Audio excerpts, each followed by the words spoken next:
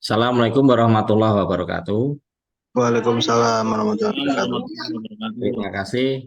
Jelasnya nanti akan dibawakan oleh Pak Imawan dan ikuti apabila ada yang belum sempat menginstal aplikasi yang telah di-share, nanti bisa uh, Ya, selamat sore Bapak Ibu semuanya, peserta latihan Smart PLS ya.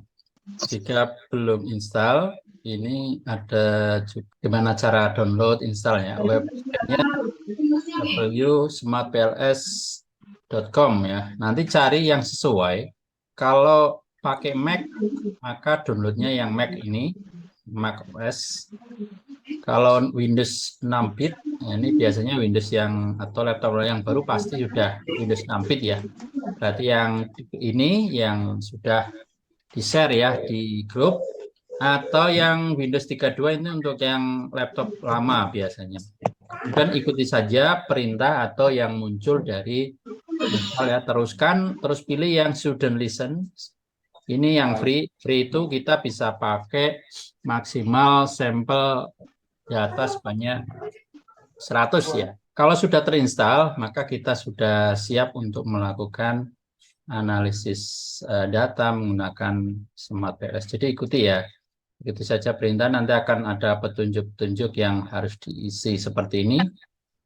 Kemudian start usage, kemudian klik di sini. Ini nanti dibagikan ya, sehingga Bapak Ibu semua bisa melakukan sendiri ya, install sendiri ya di laptop atau di komputer PC ya. Kemudian untuk interface-nya awal, nanti kalau ketika buka untuk yang versi 4, karena versi 4 dan versi 3 agak berbeda. Di versi 4 ini, Smart PLS itu ada beberapa menu ya, termasuk menu tambahan baru yaitu ada regression ya. Regression ada GBSAM ya.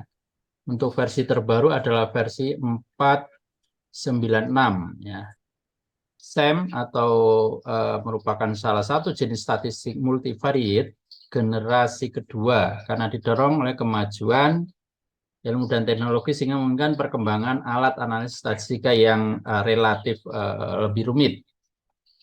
SAM ini merupakan persamaan struktural yang digunakan untuk menguji hubungan antar variabel yang kompleks, baik rekursif maupun non-rekursif, untuk memperoleh gambaran menyeluruh mengenai keseluruhan model. Rekursif adalah pola hubungan antar variabel yang memiliki satu arah.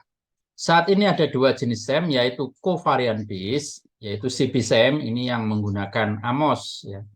Nama softwarenya AMOS, dan variance atau component based atau VBSAM PLS, ini yang kita akan gunakan nanti, yaitu Smart PLS atau yang lain ya. Sebenarnya ada Smart PLS, ada Graph PLS, ada macam-macam ya.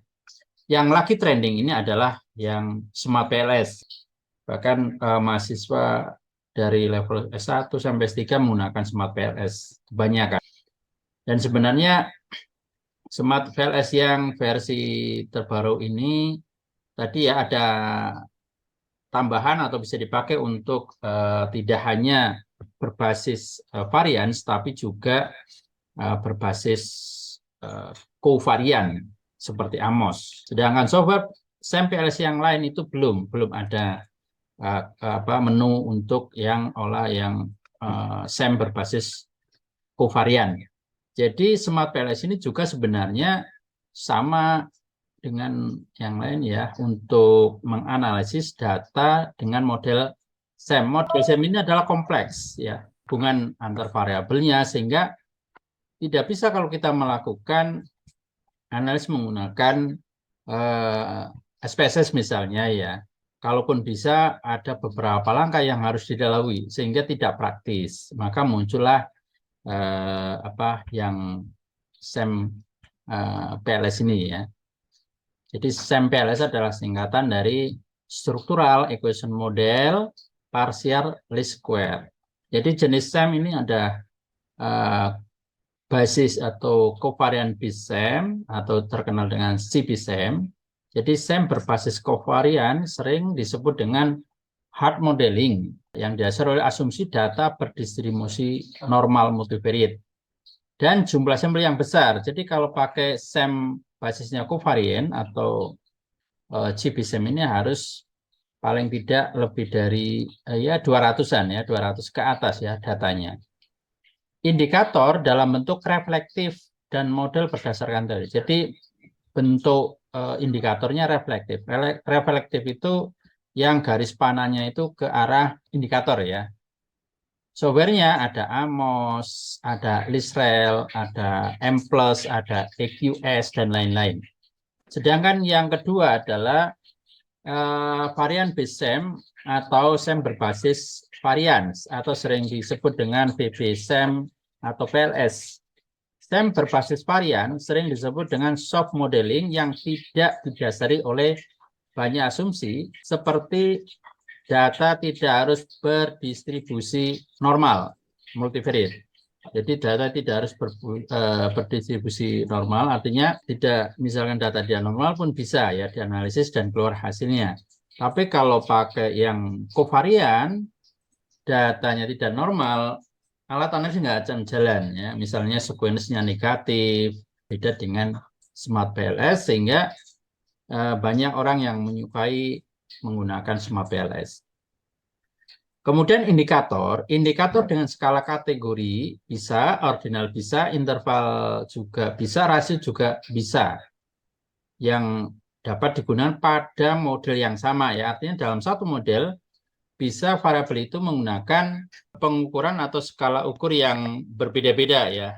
Kemudian jumlah sampel ini juga tidak harus besar. Artinya kalau kita menggunakan sampel S yang berbasis varians, jumlah sampel itu tidak harus besar, di bawah 100 minimal ya sekitar 40.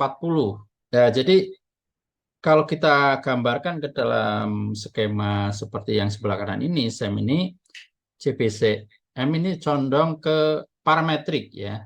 Kalau VB-SEM yang berbasis varian, SEM berbasis varian ini ke non-parametrik ya, karena bisa tadi ya datanya tidak harus normal. Kalau parametrik atau strategi parametrik ini kan data harus normal gitu ya. Softwarenya banyak, ada Smart PLS, ada Hura PLS, ada GSCA, ada PLS-Graph dan lain sebagainya ya. Perbandingannya ini ya antara CBSEM dan VB-SEM ya, covariant base sama varian base ya. Jadi yang varian base diingat, varian base itu yang Smart PLS.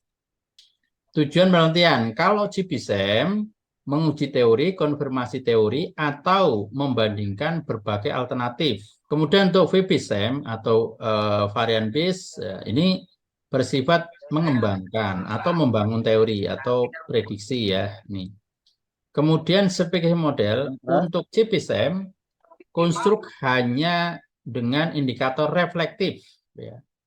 Reflektif saja, jadi error time memerlukan tambahan seperti covarian. Kalau VB-SEM bisa reflektif, bisa formatif.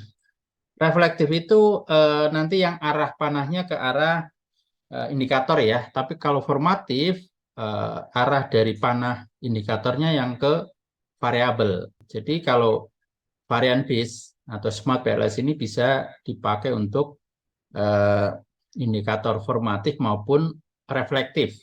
Kemudian pendekatan kalau CBSEM berbasis covarian, VB-SEM berbasis varian bisa, covarian bisa. Terutama untuk yang PLS 4 ya, tadi ada CBSEM. Jadi bisa pakai yang berbasis covarian. Kemudian model strukturalnya untuk CBSEM konstruk terdapat hubungan non rekursif atau timbal balik ya. Jadi tidak timbal balik. Kalau di VB-SEM ini bisa ada timbal balik dan tidak, non rekursif dan rekursif.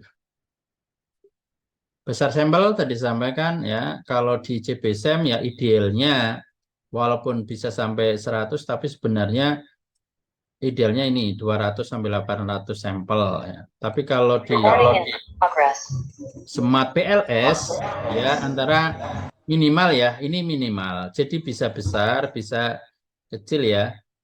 Kalau 30 ini bisa, cuman terlalu kecil sebenarnya. Kalau saya sarankan ya sekitar 40 ya.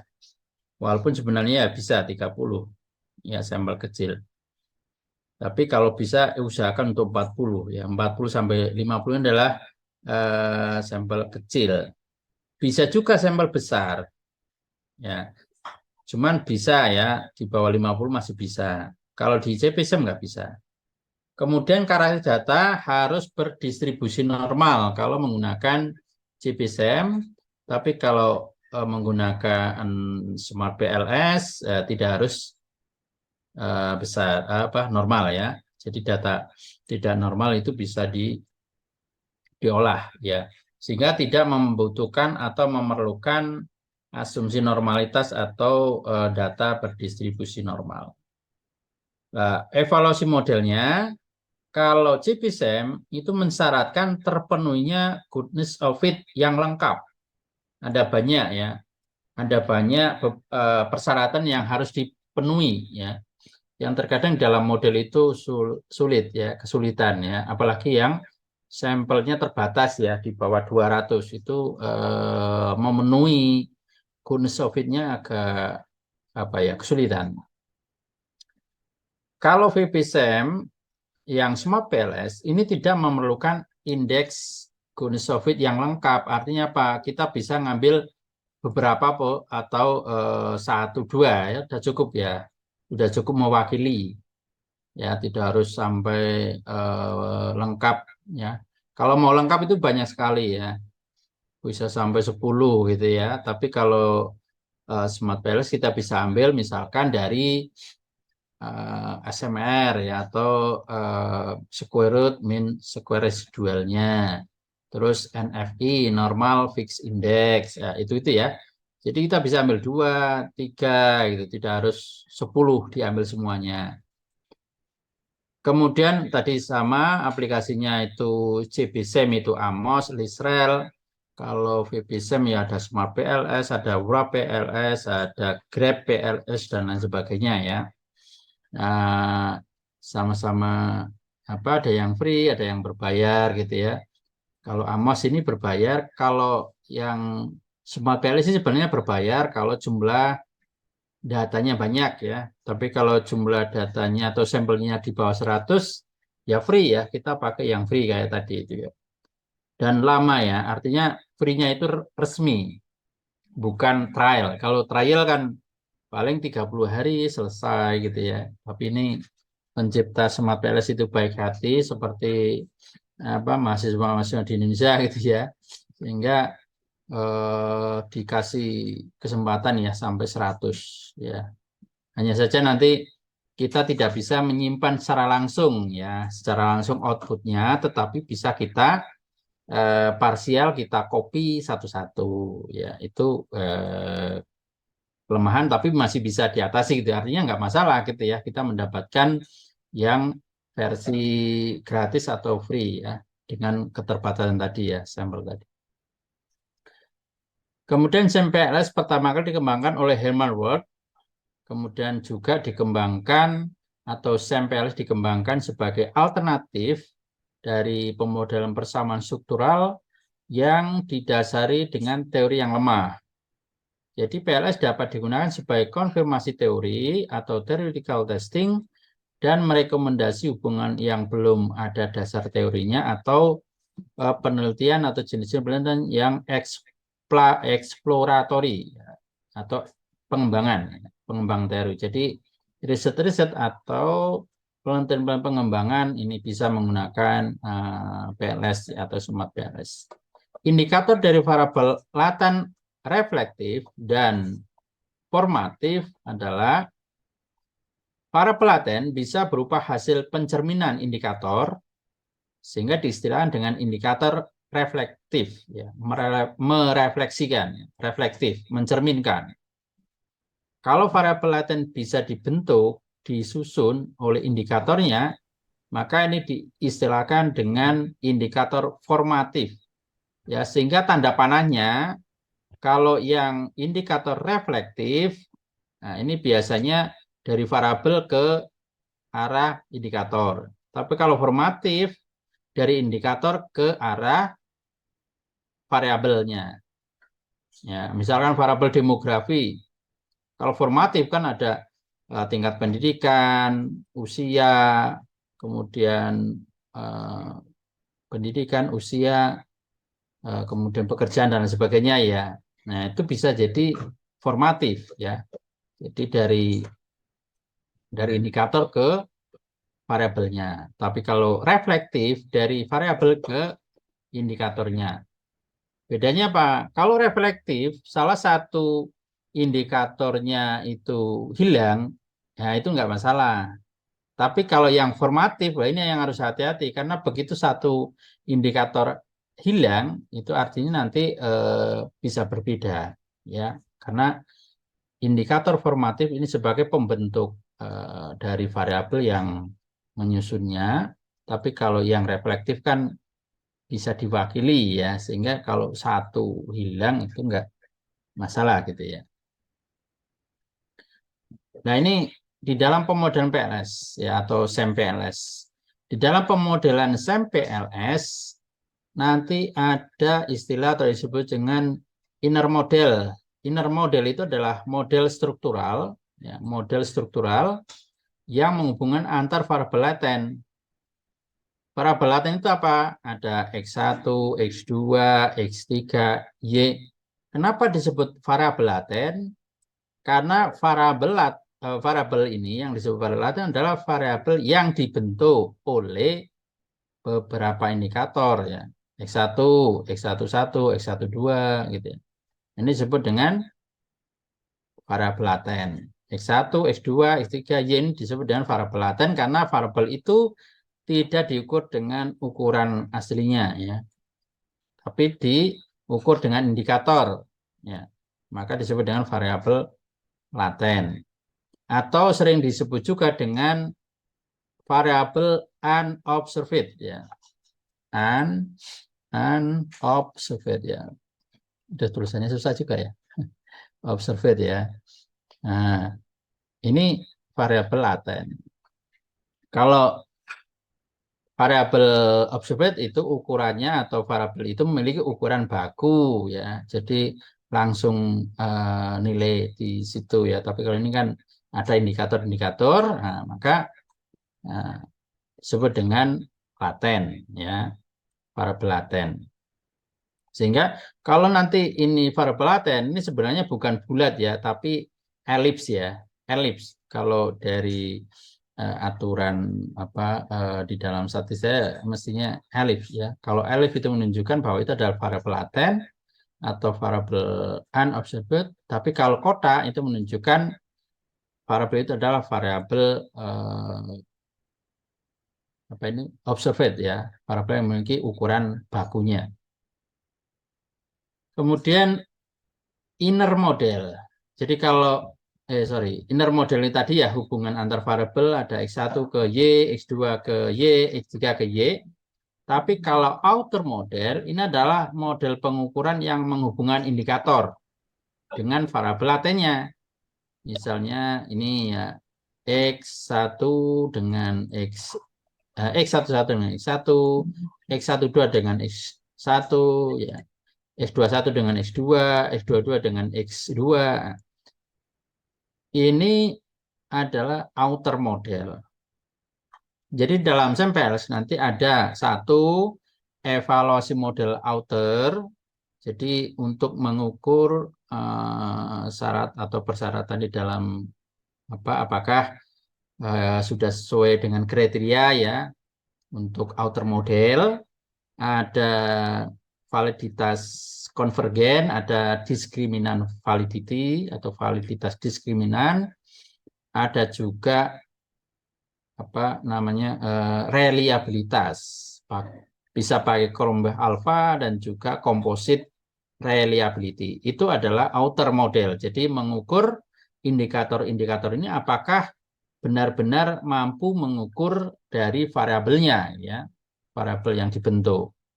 Nah, itu Ini ya evaluasi outer model atau model pengukuran. Tapi kalau di inner model ini adalah hubungan atau keseluruhan dari model ya. Secara keseluruhan dari model, jadi hubungan antara X1 dan Y ini diuji ya, apakah ada hubungan atau tidak. Atau untuk menguji hipotesis. Ya. Ini namanya inner model. Nah, di dalam inner model nanti syaratnya atau kriterianya bahwa model ini bagus atau tidak, ya tadi ada uji namanya SRMS ya.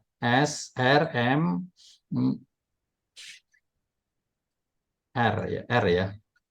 Jadi square root min square residual. Nah, ini harus kurang dari sama dengan 1. Wah, ini model bagus atau baik. Ya, tapi kalau di atas 1 berarti modelnya kurang baik secara keseluruhan ya. Kemudian ada juga normal fit index atau NFI. Nah, ini harusnya lebih besar ya dari 0,9 ya. 0,9 ini model baik. Nah, ini salah satu terpenuhi sudah baik ya. Jadi nggak harus semuanya ya. Sama bukan chi square ya, Q kuadrat atau Q square ya. Ini menunjukkan relevansi dari prediksi. Semakin mendekati angka 1, berarti prediksi atau relevansi prediksinya tinggi. Ya, hampir sama dengan R square sebenarnya ya. Jadi fungsinya untuk mengetahui apakah setiap variabel yang digunakan ini mampu memprediksi variabel dependennya gitu ya. Ini kalau di SEMA PLS atau SEMPLS ini namanya prediktif relevan atau Q kuadrat ya. Ya, kemudian indikator model reflektif tadi ya yang saya sampaikan bahwa kalau indikator reflektif ini ya ini konstruk atau variabel laten mengarah ke masing-masing indikator ya. Ada X1, X2, X3 gitu ya. Jadi tanda panahnya ke arah indikator. Ini model reflektif. Misalnya niat membeli umumnya diukur dengan ukuran subjektif ya. Misalnya suka tidak suka ya, probable improbable atau possible impossible gitu ya. Cirinya arah hubungan kausalitas dari variabel laten ke arah indikator. Kemudian antar indikator dia harus saling berkorelasi. Instrumen harus memiliki internal konsistensi reliability. Ya, ini yang diukur nanti di outer model ya, di model pengukuran. Yang ketiga, menghilangkan satu indikator tidak merubah makna dan arti variabel yang diukur ya, karena tadi ya, karena bentuknya atau tanda panahnya dari variabel ke arah indikatornya. Ya, sehingga ini kalau tidak misal tidak memenuhi syarat, kan syaratnya loading faktornya harusnya 0,7, kok dia misalnya 0,3, ini harus dihapus atau di drop ya. Karena kalau dipaksakan, nah nanti modelnya hasilnya nggak bisa bagus, nggak bisa dipakai gitu ya. Jadi kalau di bawah syaratnya, ya harus dihilangkan atau harus dipotong, di drop ya. Kemudian dianalisis kembali. Kemudian indikator formatif. Indikator formatif, contoh model indikator adalah di bidang ekonomi misalnya. Indeks Sustainability Economic Welfare dengan Human Development Index. Kemudian Quality of Index. Jadi ini tanda panahnya kebalik ya kan. Jadi yang sudah sampaikan ya. Kalau formatif, nah, tanda panahnya ke arah variabel atau konstruk laten. Tapi kalau reflektif dari konstruk atau variabel ke arah indikator ya. Jadi ini kebalikan dari reflektif. Cirinya, arah hubungannya kausalitas dari indikator ke variabel laten antar indikator diasumsikan tidak berkorelasi. Makanya di dalam di sini tidak boleh ada hubungan yang sempurna atau sering disebut dengan multikolineritas ya di dalam regresi. Kalau regresi makanya harus bebas atau tidak boleh saling berhubungan. Menghilangkan satu indikator ini mengakibatkan merubah makna dari variabel ya. Jadi kalau di formatif ya harus menghindari indikatornya dibuang. Kemudian kesalahan dari pengukuran berada pada tingkat variabel laten. Jadi nanti di variabel laten ini masing-masing akan muncul namanya errornya atau Z gitu ya, secara otomatis ketika kita membuat variabel formatif.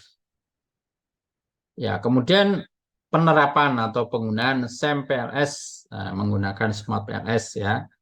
Kita akan cobakan untuk yang mempunyai atau sudah memiliki file latihan 1.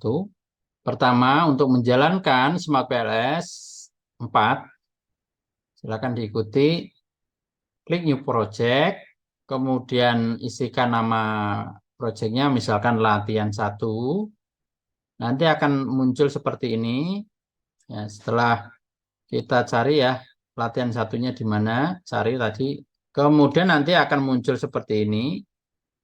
Kemudian ada import file dan create model. Yang pertama adalah import file dulu. Ya, klik di sini ya, import data file yang akan diolah. Di import data nanti akan muncul ya seperti ini. Kalau sudah benar nanti akan muncul seperti ini. Jadi akan melihat case-nya apakah datanya benar seperti ini ya, sudah lengkap gitu ya. Kalau sudah ya, back ya. Kemudian membangun model yang akan kita gambar seperti apa ini ya. Misalkan dengan data tadi gambar modelnya seperti ini ya. Jadi ada kepemimpinan, ada variabel kepemimpinan, ada variabel motif kerja, ada variabel kepuasan kerja, dan ada variabel kinerja pegawai. Ya. Tentunya model ini dibangun berdasarkan teori ya, teori dan riset sebelumnya. Ya. Jadi tidak ujuk-ujuk keluar model gitu ya. Ya karena kita latihan ya ini ya, karena latihan analisis data ya kita ujuk-ujuk enggak masalah gitu ya, enggak apa-apa ya. Kita misalkan punya model seperti ini dan kita mau analisis dengan Smart PLS. Nah, kalau ini belum ada maka kita new project. Nah, new project, kita klik new project. Kemudian jangan lupa ya, jadi pertama sebelum kita nanti membuat ini new project, kita bisa memilih workspace ya. Jadi nanti file-file itu akan disimpan di mana? Dengan cara ini ya. Nah, klik workspace, kemudian kita mau pilih yang mana? Misalkan di drive E atau di drive D atau di drive mana gitu ya. Kemudian kita bikin dulu foldernya. Ya. Kalau foldernya sudah terbuat atau sudah ada ya tinggal pilih saja ya foldernya ya. Pilih ya folder yang akan kita jadikan tempat penyimpanan ya dari data atau dari Smart PLS. Jadi dipastikan ya, pastikan diletakkan di mana gitu, sehingga nanti kalau kita mau mencari itu gampang. Ya, kalau sudah pasti di situ ya sudah oke ya. Atau bisa kita switch ya. Switch itu kalau kita punya beberapa atau sudah punya beberapa folder untuk penyimpanan ya. Jadi kita bisa switch. Kita mau pilih yang di mana, drive E, drive ya, tinggal kita pilih saja gitu. Ya. Kemudian klik new project. Ya, nanti akan ditanya, akan muncul create new project. Kita tuliskan misalkan pelatihan 1. Klik create. Nah, ini nanti akan muncul ini pelatihan 1. Di bawahnya akan muncul import data file sama create model. Yang pertama, kita harus klik import file pelatihan SAM-PLS. Jadi diingat-ingat ya tadi latihannya atau datanya diletakkan di mana ya. Kalau sudah ketemu latihan 1, silakan diklik open. Ya, open. Nanti akan diproses. Ya. Kemudian akan muncul seperti ini. Kita bisa cek apakah sudah benar atau belum ya, sesuai dengan yang ada di mana itu di Excel ya yang kita buat ya. Dicek semua, ada yang kosong. Jadi di sini ada minimal, maksimal gitu ya, sudah ada ya. Kemudian ada keterangan nih, missing value treatment. Jadi kalau ada yang kosong, kita mau isi apa?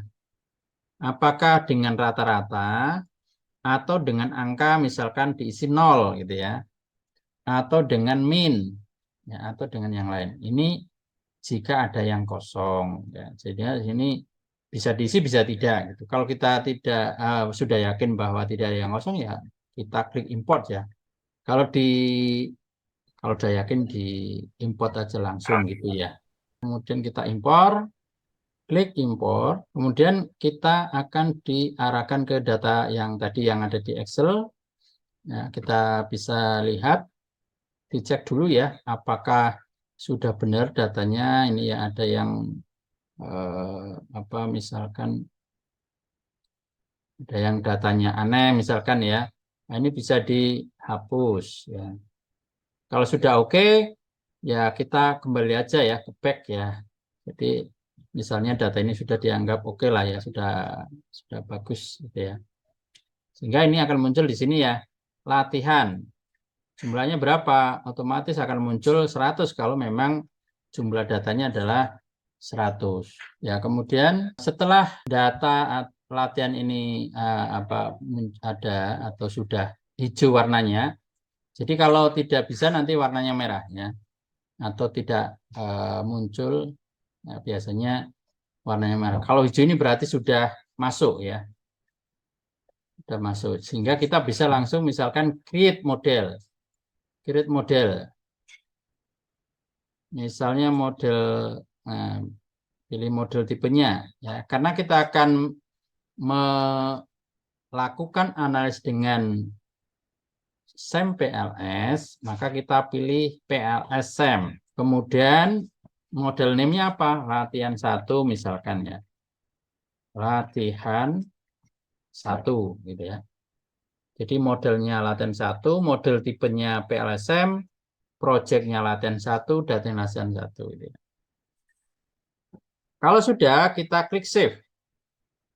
Kita klik save, data seperti ini. Setelah muncul data seperti ini, kita lihat KP1 ya. Ini adalah indikator dari kepemimpinan ya. KC ini indikator dari kinerja, PU itu indikator dari kepuasan, MT indikator dari motivasi, gitu ya. KP kepemimpinan. Ya. Kemudian kita gambar dengan melihat tadi indikatornya ya. Di indikator modelnya ya, gambar modelnya adalah ini ya. Nah, ini. Nah, kita gambarkan modelnya. Kita gambarkan modelnya di Smart PLS ya. Yang pertama, kita klik di laten variabel ya. Jadi kita membuat variabelnya dulu. Variabel apa yang kita akan buat? Ya. Klik, kemudian letakkan kursor di kotak yang kosong di sini. Kemudian kita klik dan tarik. Tahan gitu ya. Atau kita klik aja ya. Klik ya. Kemudian kita tuliskan nama variabelnya. Misalkan apa? Kepemimpinan. Kepemimpinan. Ya. Kemudian klik enter. Ya. Kepemimpinan ya. Klik enter. Kemudian lagi ya. Kalau misalkan mau membuat baru, kita klik di sebelahnya lagi ya. Diklik lagi, kemudian tadi variabel apa? Motivasi ya. Motivasi, enter. Kemudian klik lagi variabel motivasi, kemudian kepuasan ya, kepuasan kerja, enter. Kemudian klik lagi variabel kinerja pegawai misalkan. kinerja pegawai. Bentar ya. Ya, setelah itu kalau sudah kita cek kembali di ini ya, sudah benar belum gitu ya. Variabelnya kepemimpinan, motivasi, kepuasan kerja dan pegawai ya. Kemudian kita sesuaikan ya, sesuai gambar ya, dengan cara apa? Klik select ya. Klik ini, kita atur letaknya ya, kita atur dulu letaknya. Ya, kita atur, kemudian kita kira-kirakan saja, karena nanti ada indikator ya. Kemudian kalau sudah, kita klik indikatornya yang akan kita masukkan ke masing-masing variabel ya. Misalkan KP1 sampai KP6 ini kita bisa blok ya dengan cara klik shift dan klik mouse kiri. Nah, seperti ini ya. Kemudian kita geser ke variabel yang kita inginkan atau yang sesuai dengan variabelnya. Misalnya KP1 sampai KP6 ini adalah indikator dari kepemimpinan. Nah, ini ya, kepemimpinan. Ya. Jadi K1 sampai K6 itu adalah indikator kepemimpinan. Ya, kemudian yang kedua adalah motivasi ya. Ya, kemudian kita bisa langsung ini ya, diputar ya. Jadi ini kan yang sebelah kanan ya, kan kurang bagus nanti ya nabrak-nabrak. Kita bisa putar ke sebelah kiri ya dengan cara klik kanan mouse. Klik kanan mouse, kemudian pilih align indikator to left. Ini ya. Pilih align indicators to the left. Nah, jadi nanti akan berada di sebelah kiri seperti ini. Ya. Kemudian yang motivasi juga sama. Kita blok MT1 sampai dengan MT8. Kita masukkan ke dalam variabel. Kita geser juga ya, atau kita pilih ke left ya. Nah, seperti ini. Kalau belum lurus bisa diluruskan ya, biar kelihatan ini ya, kelihatan apa ya, enak dilihat gitu ya. Kemudian variabel kepuasan kerja PU1 sampai dengan PU5 kita masukkan kepuasan kerja. Ini juga kita bisa geser ke sebelah kiri, left. Nah, kita geser agak mendekati juga bisa ya, seperti ini. Ya. Atau agak maju ya. Ini yang biar nggak nutupi nanti ya garisnya ya. Atau nanti bisa diatur nanti juga bisa ya. Nah, ini kan nanti nggak akan ya. Kemudian yang variabel kinerja KJ1 sampai KJ6. Kita masukkan ini ya. Nah, setelah terbentuk seperti ini, kita hubungkan. Kita hubungkan dengan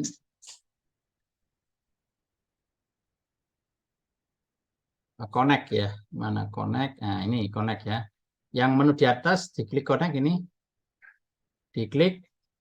Kemudian klik pada variabel yang akan kita hubungkan. Misalkan kepemimpinan kita klik dulu. Klik. Klik tahan ya sampai muncul garis. Kemudian kita sambungkan ya ke misalkan kinerja. Nah, kalau sudah hijau ini berarti sudah oke. Ya. Nanti warnanya akan berubah menjadi biru ya, pertanda itu sudah oke ya.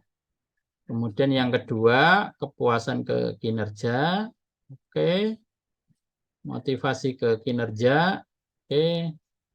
Kemudian kepemimpinan ke kepuasan. Motivasi ke kepuasan. Nah, sudah ya. Nah, Ini berarti sudah terhubung, sudah hijau semua ya. Kita cek gambarnya apakah sudah benar atau belum ya. Kita lihat di sini gitu ya, di di PowerPoint-nya ya. Sudah ya, sudah terbentuk ya di sini. Ya. Nah, kalau sudah terbentuk, maka kita tinggal nanti menghubungkan dulu ya. Atau kita mau cek dulu ya. Cek apakah sudah benar ya. Ini antar variabelnya, ya, kemudian indikatornya. Kemudian kalau kita mau mengganti, ya misalkan, oh salah nih, nama variabel kepemimpinan, ya, atau kepuasan atau kinerja ini salah. Kita mau rubah, kita klik double aja ya, 2 kali klik ya. Di mana yang akan kita rubah ya, misalkan nih, oh kinerja pegawai ya, sudah benar. Kalau mau berganti, tinggal diklik 2 kali, ya. Kemudian klik apply kalau sudah oke. Kalau tidak ada perbaikan, cancel gitu ya. Oke, langkah selanjutnya setelah kita melakukan atau membuat model, ya, kemudian kita lihat di ininya dulu ya. Nah, langkah selanjutnya tadi untuk membuat modelnya ya. Jadi kayak ini tadi, klik mouse kiri ya sudah terbentuk kayak ini sampai sini ya kayaknya ya tadi ya. Jadi sudah terbentuk, baru melakukan analisis ya.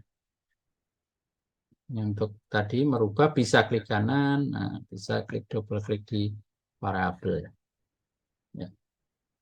Nah, kalau sudah kita klik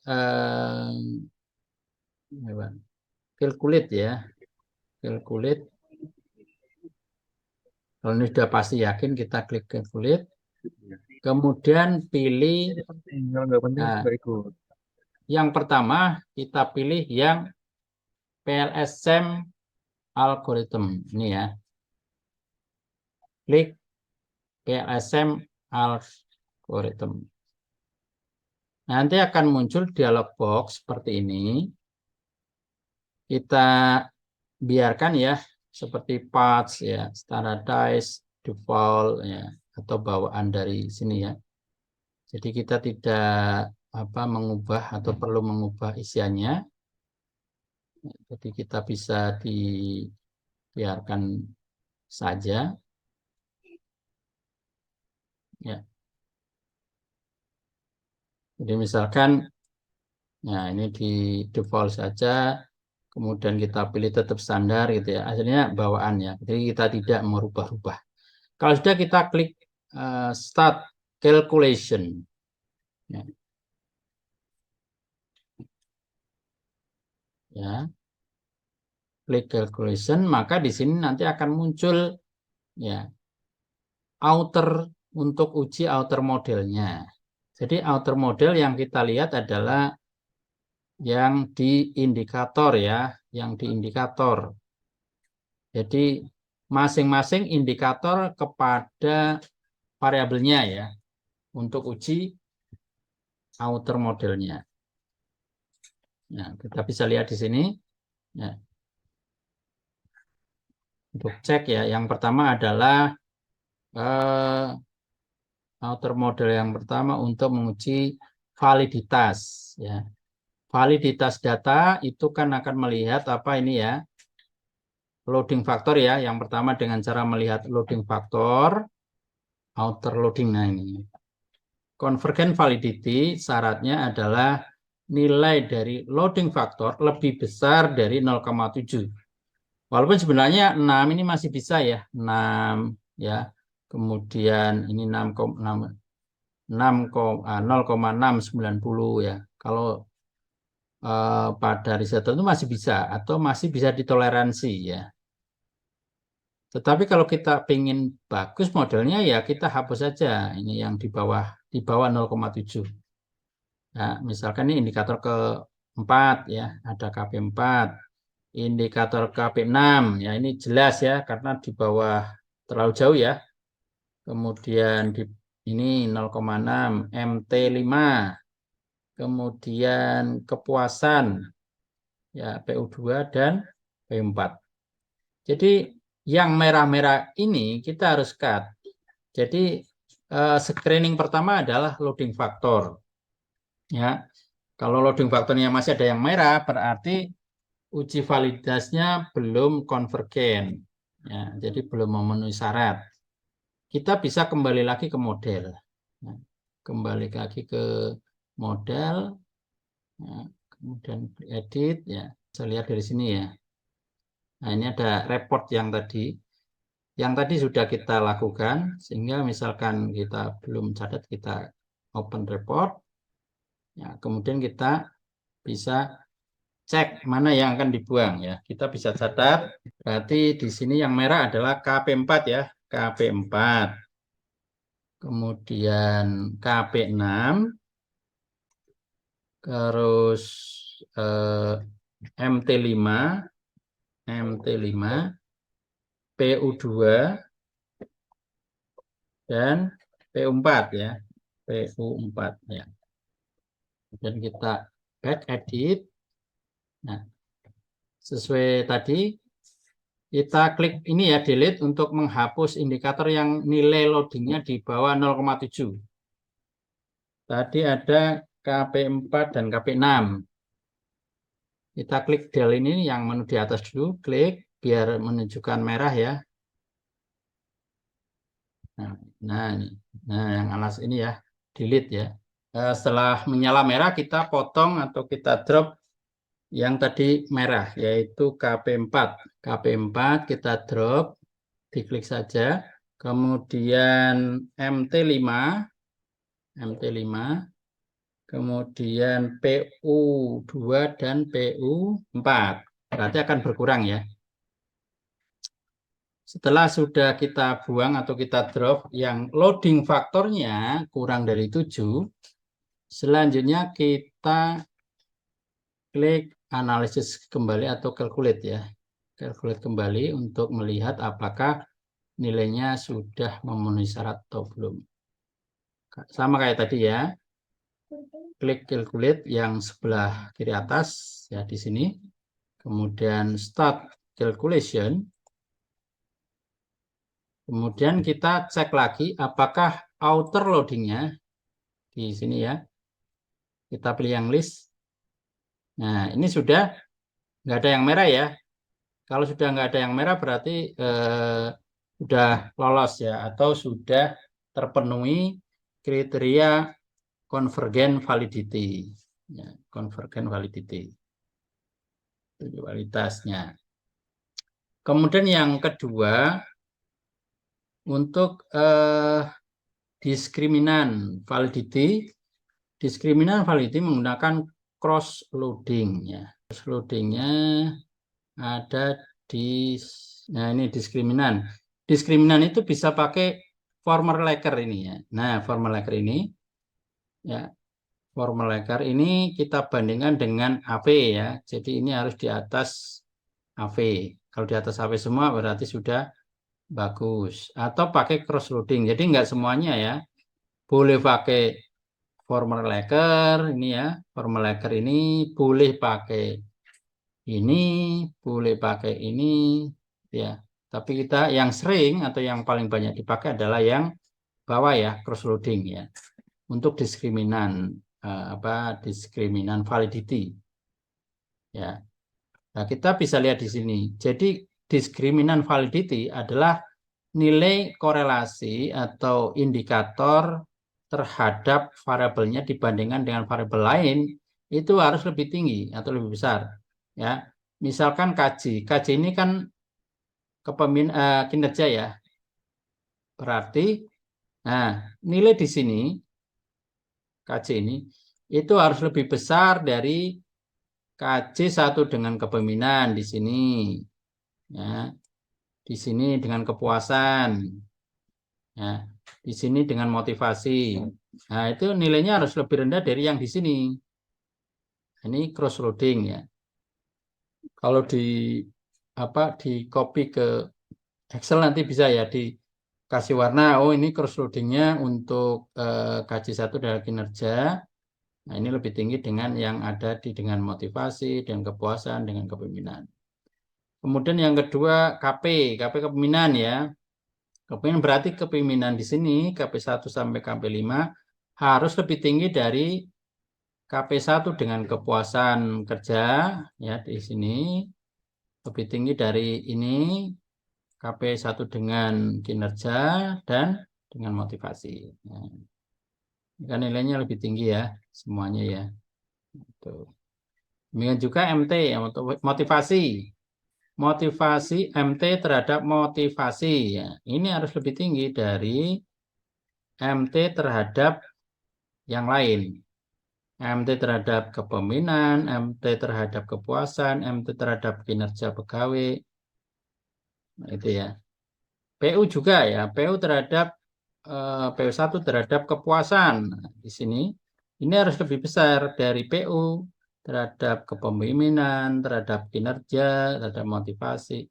Nah, ini namanya uji cross loading ya, untuk uji diskriminan validity. Ya, kemudian AV ya, sebentar, untuk R square juga ada, sudah ada ya, sudah ada R square. Kemudian juga sudah ada model fit. Ya, ya ini ya yang tadi saya sampaikan. Ini untuk uji tapi ya nanti ya inner ya. Ada SRMR atau square root mean residual. Yang kita pakai adalah estimate ya, estimate model. Kemudian NFI ya, ini pakai yang ini ya, yang kanan ya. Terus tadi cross-loading sudah, diskriminan sudah, kemudian construct reliability, nah ininya. Yang pertama AV kita cek. Nah, nilai AV ini harus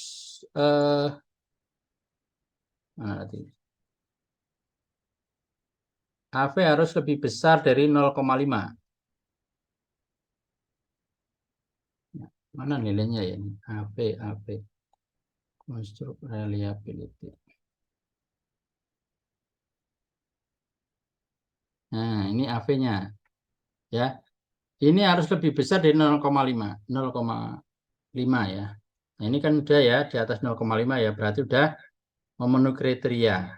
0,6, 0,620, 0,634 sudah memenuhi kriteria. Jadi sudah sesuai ya. Kemudian composite reliability alpha combatch ini juga sama komposit juga sudah di atas. Kalau komposit di atas 0,7, tapi kalau combat alpha ada yang 0,6, ada yang 0,7. Ya. Kalau ini sudah misalkan di atas 0,6 atau di bawah sedikit ya nggak apa-apa ya. Komputer yang penting ini kompositnya sudah memenuhi.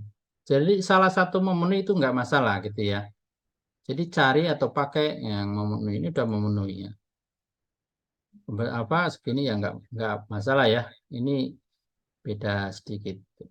Yang penting AV di atas 0,5 semua, composite di atas 0,7. Nah, berarti udah oke. Jadi validitas dan reliabilitas sudah terpenuhi. Nah, kalau sudah, baru ke inner model. Ke inner model kita cek ini model fit-nya. Ya. Model fit-nya udah oke ya. SMR-nya ini di bawah 0,1. Berarti oke ya, baik ya. NFI di bawah 0,9 ya, artinya marginal ya.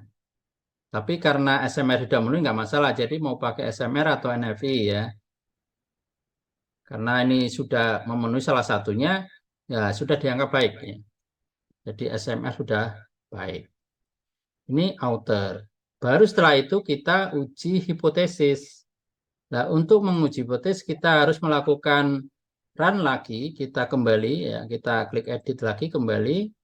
Kemudian kita calculate lagi. Kemudian kita pilih yang bootstrapping.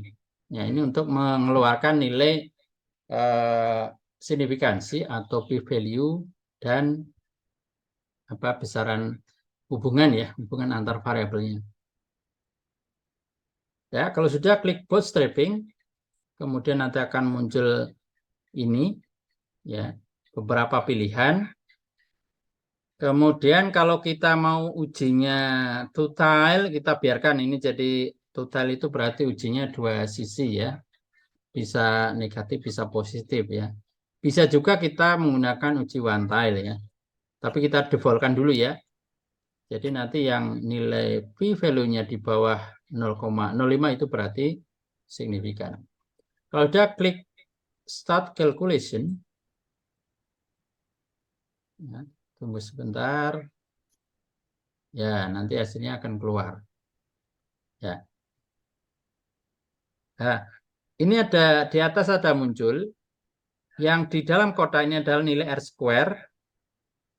Ya, R square karena dia menjadi variabel yang dipengaruhi atau dependen, maka ada nilai R square-nya. Tapi yang kotak ini dan kotak ini enggak ada karena apa? Dia tidak dipengaruhi tapi mempengaruhi gitu ya. Nah, yang di tengah ini adalah sebagai variabel intervening ya atau mediasi. Ya, sering disebut dengan variabel intervening atau variabel mediasi. Jadi variabel mediasi itu bisa dipengaruhi dan bisa mempengaruhi. Jadi bisa sebagai variabel dependen dan juga bisa sebagai variabel independen. Nah, ini intervening. Bedanya apa dengan moderasi? Kalau moderasi, dia di luar. Artinya apa? Variabel itu tidak bisa dipengaruhi dan mempengaruhi. Tapi hanya sebagai moderasi saja ya, memperkuat atau memperlemah pengaruh hubungan antar variabel, itu moderasi. Kalau ini tadi mediasi ya, intervening ya, intervening. Nah, kita lihat di sini R square p-value berarti yang ada di garis ini adalah p-value-nya. Ya, karena di sini muncul PV ya, p-value ya. P-value outer model, ini juga p-value outer model. Inner model ini yang garis antar variabel juga p-value. Nah, p-value kita cek di sini, ternyata ini nilai antara kepemimpinan terhadap kinerja, nilai p-value-nya di bawah 0,05. Ya, artinya apa? Artinya kepemimpinan berpengaruh terhadap kinerja karyawan. Ya, karena ini p-value-nya di bawah 0,05. Ya. Atau ini positif ya, berpengaruh, misalkan ya mau disebutkan berpengaruh positif juga boleh ya. Kepemimpinan berpengaruh positif dan signifikan terhadap kinerja pegawai misalkan. Atau ini karena p-value 0,028 lebih kecil dari 0,05, maka hipotesis 0 itu ditolak. Hipotesis 0 ditolak berarti hipotesis alternatif diterima. Atau hipotesis penelitian diterima. Yaitu apa? Kepemimpinan berpengaruh terhadap kinerja pegawai. Yang lain juga sama ya. Kalau ini motivasi karena lebih besar dari 0,05, maka motivasi tidak berpengaruh terhadap kinerja.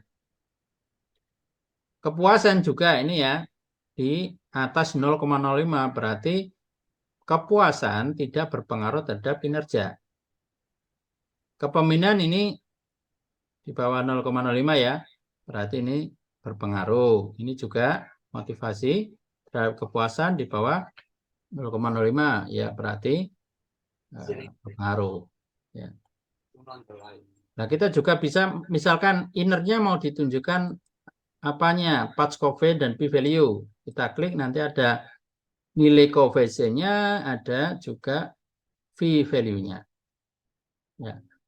Kita mau highlight, ya kita bisa ya, misalkan dengan melihat absolute atau relative value. Nah, ini menunjukkan apa? Garis yang tebal itu yang paling signifikan. Ya. Garis yang tebal itu koefisiennya berarti paling besar dan signifikannya paling kecil ya, atau paling signifikan gitu. Ini kalau mau diklik di ini ya, di highlight paths. Kalau di off kan ya off aja ya, di sama garisnya.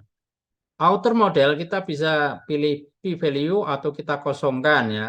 Kalau mau fokus kepada inner ya dikosongkan blank ya. Jadi outernya nggak muncul angka. Tapi kalau mau dimunculkan juga boleh, mau t value atau mau p value atau dua-duanya gitu ya. Kemudian yang di dalam ini yang lingkaran ini mau dikeluarkan yang R square apa R square adjusted, ya tinggal diklik saja gitu ya. Aja tutup R square. Bedanya apa? R adjusted sama R square biasa. Ini ada dua ya. Kalau R adjusted ini adalah nilai R square yang sudah disesuaikan dengan nilai standar deviasi masing-masing variabel. Jadi biasanya yang dipakai untuk dijelaskan adalah yang R square adjusted ya. Yang untuk penjelasannya. Karena ini sudah distandarisasikan. Jadi lebih stabil gitu ya. Kemudian kalau kita mau lihat angkanya, kita bisa klik panel yang sebelah kiri ya. Kita lihat di sini ya. Nah, ini hubungan langsungnya ya. Patch coefficient untuk direct effect-nya ya. Ada indirect effect, ada direct effect-nya. Ya, ini adalah yang direct effect. Jadi langsung ya, kepemimpinan ke kepuasan, kepemimpinan ke kinerja, kepuasan ke kinerja, kemudian motivasi ke kepuasan, motivasi ke kinerja, ini hubungan langsung. Nah, kita bisa langsung lihat di sini p-value-nya. Kalau merah, dia otomatis ya, kalau nilai p-value-nya lebih besar dari 0,05 atau tidak signifikan, dia akan merah begini. Ya, ini tidak signifikan atau tidak berpengaruh. Ya. Kalau hijau ini signifikan berpengaruh. Tinggal nilai patch-nya atau stay-nya ini positif atau negatif ya. Kalau negatif berarti berhubungan negatif. Kalau positif berarti berpengaruh positif. Kalau negatif ya berpengaruh negatif. Ini positif semua ya. Berarti berpengaruh positif semua. Ya ini. Hanya di p-value.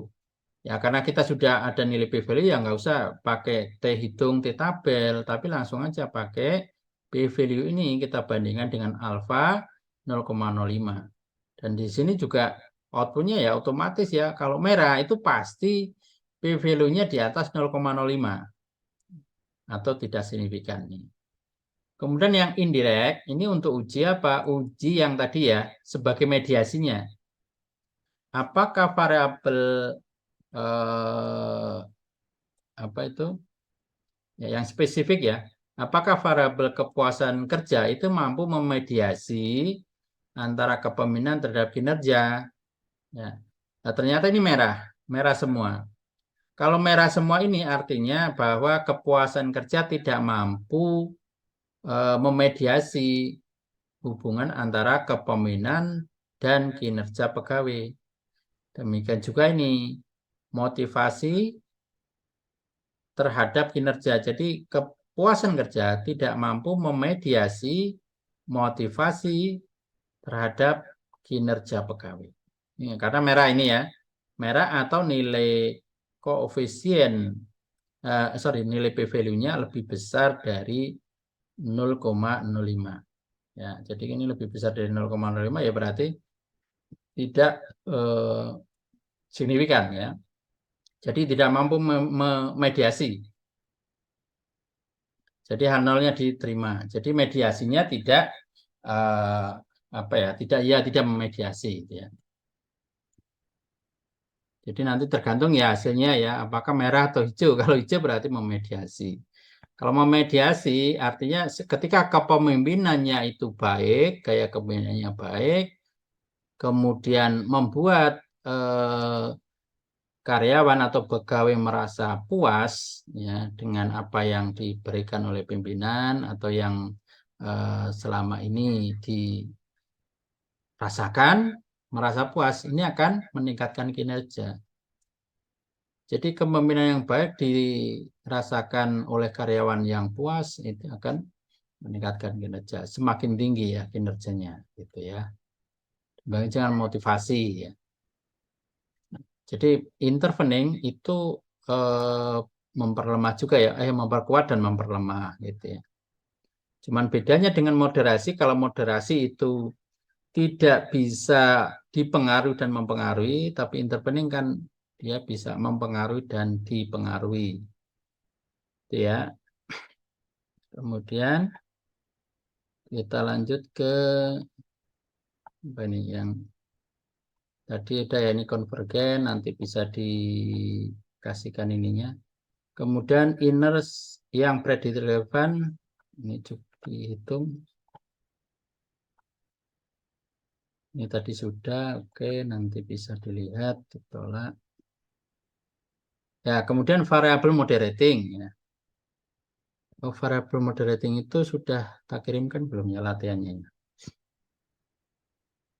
Atau kita menggunakan data yang sama tadi ya.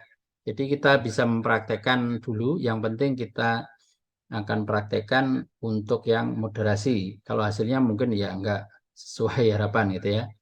Ya, jadi moderasi itu akan seperti ini ya. Bagaimana cara membuat moderasi?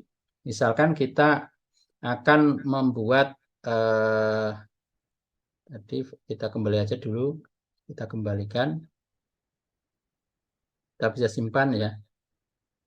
Nanti kita bisa buka lagi, ya.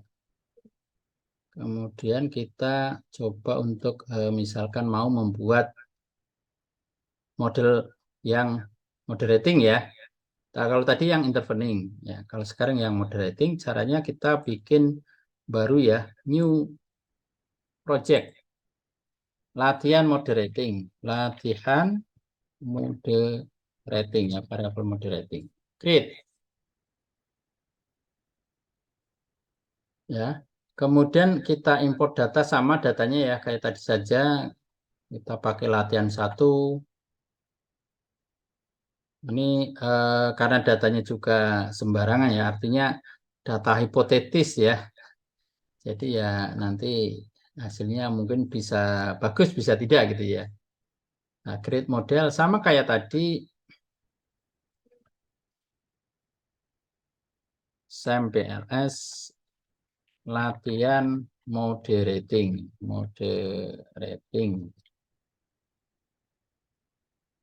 Nah, kita sama kayak tadi, kita klik di sini.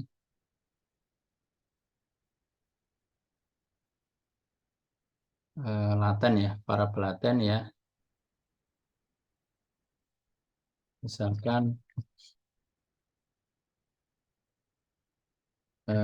kepemimpinan, kemudian lagi klik motivasi kerja,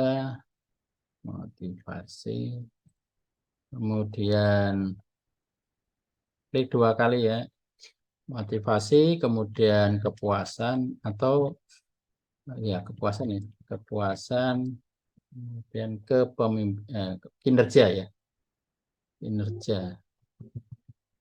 kinerja. Nah, kita tata dulu atau ya kira-kira biar enak dilihat ya kinerja pegawai. Kita taruh di sini aja. Nanti kita juga bisa di ini ya, disambungkan ya. KP itu KP ya, kepemimpinan. Ini sama kayak tadi, kita pindah left. MT juga sampai MT8, kita pindah left.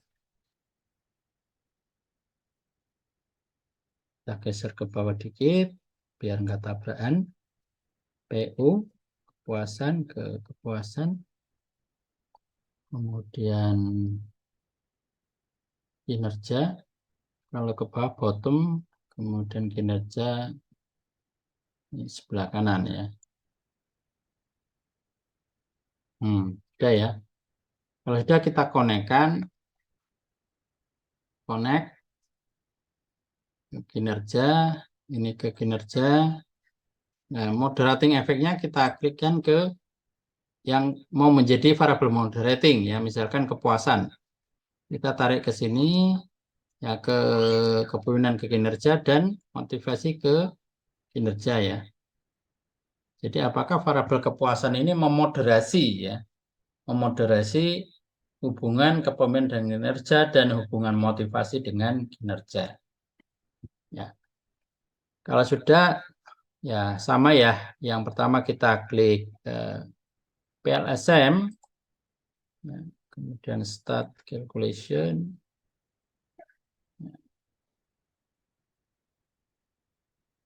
Kemudian ini juga sama ya, loading factor kayak tadi ya. Cuman yang beda kan mengujinya ini ya. Jadi kalau ini nilai p value-nya tidak signifikan, ya berarti tidak ada moderasi ya, sama tadi kayak di intervening. Kita bootstrapping, klik calculate bootstrapping ya, sama klik calculation. Nah, kita lihat cek p value. Ternyata di sini p value-nya inner modelnya ya, p value-nya ini 0,6 sama 0,29. Berarti ini tidak memoderasi ya. Kalau moderasi mestinya nilai ini harus di bawah 0,05 ya. Kalau tadi kan ini lebih besar dari 0,05. Nah, ini ya. Ternyata tidak signifikan. Berarti kepuasan ini tidak mampu memoderasi ya. Kalau tadi di intervening ya tidak mampu memediasi ya. Kalau di intervening tidak mampu di moderasi tidak mampu memoderasi ya. Ya, ini juga ya di penjelasannya nanti kita kirimkan. Jadi ditolak ya. Jadi variabel kepuasan tidak mampu memoderasi ya. Karena moderating berarti memoderasi. Ini bisa kita geser-geser. Kemudian kita bisa klik cek ya di p value-nya, ini kepuasan kerja. Dan ini yang moderating yang ini ya, yang ada yang bawah ini adalah moderatingnya nih. Ternyata tidak signifikan. Yang lain sama, ada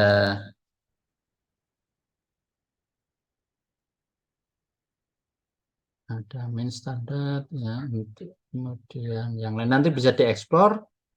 Ya, silakan dieksplor ya ini ya. Jadi yang kedua bawah ini yang moderating.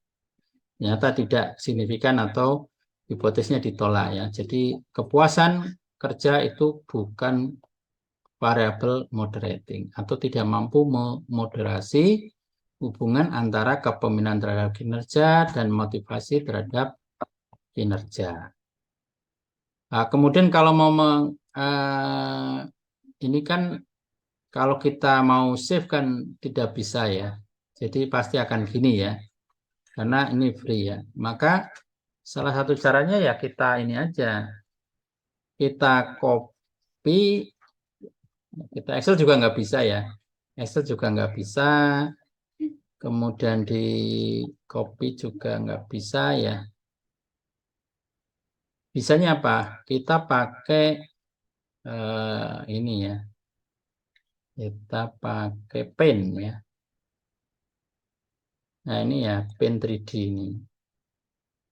Kemudian kita misalkan buka Word-nya. Nah ini klik print screen ya di keyboard ya. Keyboard masing-masing. Kemudian kita klik paste di ini 3D. Pen 3D tadi ya. Dipastekan. Kemudian kita cut aja ini ya. Nah, kita cut ini. Kita cut ini. Kita cut. Atau kita copy atau kita cut ya. Kita pastikan di width-nya ya. Nah ini ya. Karena kalau kita simpan nggak bisa itu.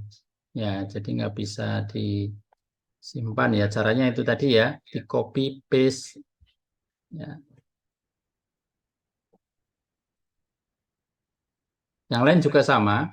Misalkan tabel ini juga sama ya. Harus di satu-satu di copy atau di paste pakai tadi ya, pakai Paint 3D ya, Paint 3D atau yang lain ya.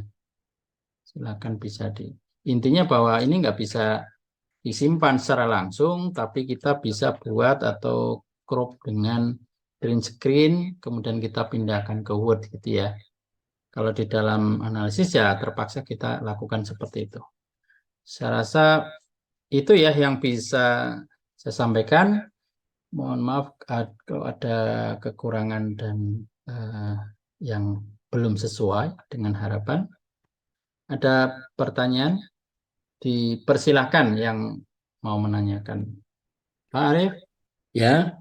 Ya, dipandu barangkali ada yang mau bertanya. Karena waktunya silakan bagi yang belum begitu jelas atau mungkin dalam membuat model yang sesuai dengan tadi yang dijelaskan Pak Himawan mungkin, atau mungkin hal yang lain yang berhubungan dengan PLS, monggo dipersilahkan.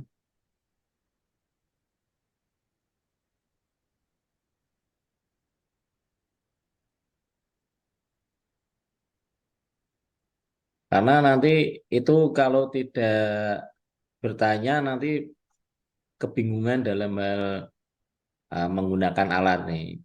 Ini alat ini bisa digunakan untuk Pak laporan ya Pak ya. Untuk tesis. Ya. Alat analisa tesis. Ya modelnya, kalau modelnya pakai SEM ya pakai ini ya. Biasa.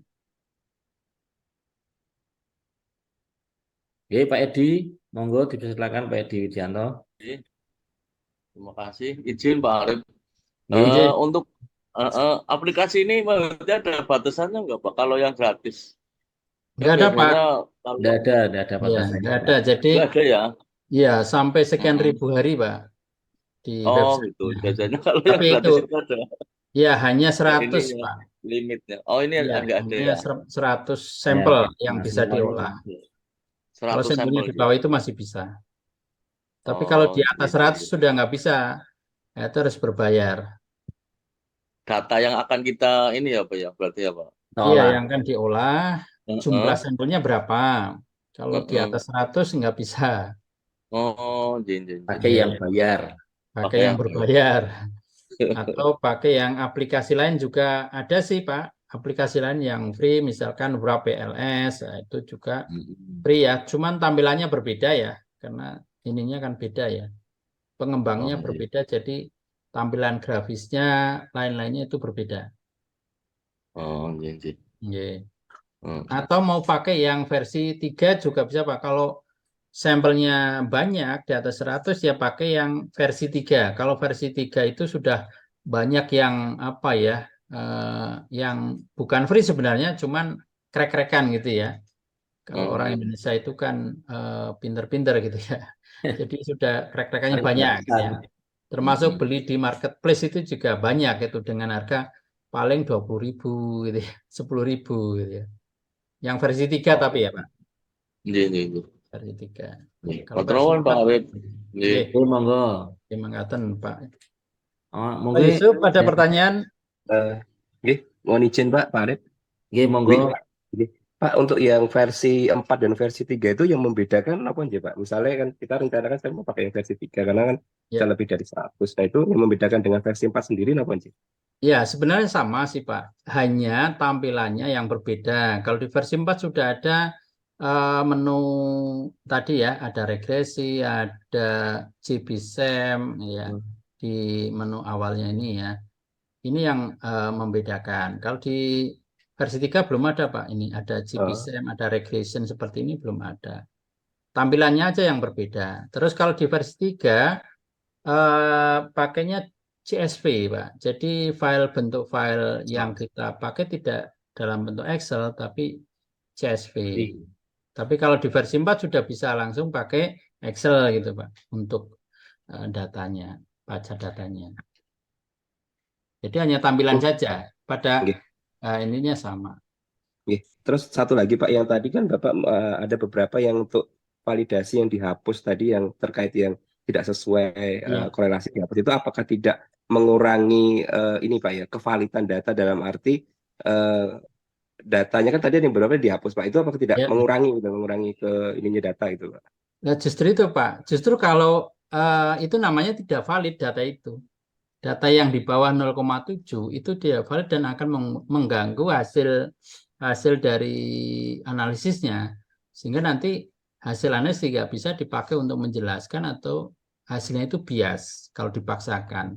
Makanya ada rambu-rambu atau prasyarat yang harus dipenuhi bahwa model atau data itu bisa dipakai untuk memprediksi itu. Sarannya ya tadi ya, loading faktornya harus di atas 0,7. Nah, kalau tidak memenuhi harus apa? Ya dibuang, harus di-cut. Dan itu tidak masalah. Karena tadi kalau modelnya bentuknya adalah reflektif, tadi kalau dibuang salah satu kan tidak masalah, Pak. Ada keterangan juga. Jadi nggak masalah gitu ya, Pak. Yang penting misalkan dari 10 ya indikator ya, kalau kita buang sampai separuh pun nggak masalah ya. Yang penting masih ada indikator yang bisa mewakili dari variabel itu. Makanya biasanya setiap indikator itu kalau bisa ya dibuat 2 pertanyaan minimal gitu ya. Kenapa? Kalau satu pertanyaan indikator ini hilang, ini masih ada wakilnya. Ada yang seperti itu. Tapi ada juga sesuai indikatornya satu ya, pertanyaannya, kuesionernya bikinnya juga satu juga ada gitu. Ya tinggal kita mau lebih mantap yang pakai yang mana gitu. Tapi pada prinsipnya nggak masalah gitu Pak. Jadi gimana Pak Yusuf, monggo. Jadi ini berarti ini tadi untuk terkait dengan analisis datanya itu kan tadi dijelaskan ada 2 nih, untuk yang varian dan yang varian. Berarti ini tadi yang dijelaskan terkait dengan Pak, untuk varian gitu. Kayaknya tadi dijelaskan lebih simpel nih, lebih mudah, lebih gitu daripada yang pencarian data yang bukan yang varian itu. Terus yang kedua terkait dengan untuk pengujian hipotesis ini, itu berarti untuk batas dari p-value-nya itu berarti 0,5 nih. Itu ada batas pasti atau ada batas istilahnya lainnya itu Pak? Mungkin terima kasih saja Pak. Iya, kalau yang pertama tadi varian, iya Pak. Jadi memang kalau yang berbasis covarian ini syaratnya sangat banyak dan harus terpenuhi semua. Tetapi kalau di Smart PLS ini kan basisnya varians. Jadi termasuk normalitas ya, kemudian jumlah data itu bisa sangat kecil, itu masih bisa ya, tidak harus besar ya. Ya tadi sebenarnya 30 bisa, cuman sebaiknya tidak 30 tapi minimal 40 ya kalau saya sarankan gitu ya. Sehingga bisa saja misalkan punya sampelnya 35 atau memang di kantor itu hanya 40 boleh gitu ya. Tapi kalau yang berbasisnya covarian itu harus di atas 200-an ya. Kalau di bawah 100 itu juga untuk kriteria tertentu agak sulit terpenuhi, walaupun bisa juga ya, bisa juga terpenuhi. Tetapi agak merepotkan atau agak kesulitan gitu ya. Sebaiknya ya di atas banyak, ini yang menyerang di atas 200 kalau yang basisnya covarian. Jadi memang lebih banyak mengakomodasi kekurangan-kekurangan pada alat-alat analisis yang sebelumnya. Makanya sering disebut juga SAM-PLS ini sebagai alternatif analisis data ya, dibandingkan alat analisis misalkan AMOS, Israel gitu yang berbasis covarian. Kemudian batas untuk uji hipotesis itu sebenarnya tidak hanya 5%. Kalau 0,05 itu karena alfa atau batas kita mau menerima kesalahan dari analisisnya itu ada 5% ya. Benar ada 1%, 5%, sampai 10% kalau di jurnal atau tulisan-tulisan internasional ya yang bagus-bagus itu biasanya sampai 10% itu dianggap itu signifikan itu. Tetapi di Indonesia sering memakai atau menggunakan paling banyak 5% gitu ya. Mau terima tingkat kesalahan yang kita bisa toleransi bahwa menyatakan suatu hipotesis itu benar atau tidak. Sehingga muncullah angka 0,05. Jadi tergantung kita sebenarnya atau penulis apakah kita menggunakan itu sebagai batas yang mengatakan bahwa jika di atas itu signifikan atau tidak. Atau kita menerima kesalahan dalam memprediksi atau hasil analisis data sebesar 5%. Ya. Tapi kalau di luar negeri atau di jurnal internasional, tiga-tiganya dipakai Pak. Kalau masuk 1%, dia bilang dianggap ya signifikan 1%. Kalau masuk 5%, dibilang ya 5%. Kalau 10%, bilang 10%. Jadi kalau di luar malah lebih fleksibel gitu ya, jurnal-jurnal Indonesia di jurnal internasional. Jadi ya silakan saja ya mau menggunakan yang berapa. Tapi intinya kalau di dalam negeri atau di Indonesia kebanyakan 5% tadi, sehingga bilangnya pasti ya sudah pakainya 0,05 gitu. Gitu nggih Pak Yusuf. Iya, Pak. Sekali lagi, Pak, satu lagi, Pak. Nggih. Itu soalnya dari hiponya itu ternyata ditolak semua. Itu penelitian kita gimana, Pak? Apakah harus mengulang atau harus Ya, kalau semua hipotesis itu ditolak semuanya, pasti ada salah ini Pak. Biasanya ya kekeliruannya, karena kita kan sebenarnya melakukan riset itu kan ingin membuktikan bahwa teori itu benar atau tidak gitu kan. Teori kan bisa tidak sesuai, tergantung kondisi di lapangan ya. Sehingga bisa kadang tidak sesuai hasilnya, jadi harus secara teori mestinya berpengaruh, tapi kenyataannya tidak. Ya bisa jadi nggak masalah. Tetapi di dalam membuat model atau hipotesis, terus pengambilan datanya, kalau semuanya itu tidak signifikan atau tidak berpengaruh, ini menjadi pertanyaan gitu ya.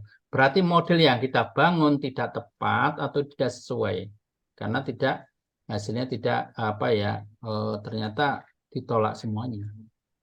Bisa salah mespesifikasi model, itu bisa terjadi. Yang kedua, bisa jadi kondisi di lapangan memberikan jawaban itu asal-asalan gitu ya. Jadi ikut-ikutan temennya. Misalnya pertanyaan satu jawabnya Pak B, yang lain juga ikutan B semua. Atau jawabnya satu misalkan ya satu question dijawab setuju semuanya dari 1 sampai pertanyaan yang terakhir. Itu juga mengganggu hasil ya. Jadi nanti ketika menyebar kuesioner juga harus dipastikan bahwa jawabannya itu tidak setuju semuanya. Karena kalau setuju semua juga hasilnya pasti ya bisa signifikan, bisa tidak signifikan ya. Tapi kalau misalkan dari 5 hipotesis yang diterima 3 ya, yang 2 ditolak ya itu nggak masalah. Sepanjang nanti kita bisa menjelaskan kenapa kok tidak signifikan. Nah, kita juga harus ada dukungan dari riset-riset yang lain yang hasilnya memang berbeda.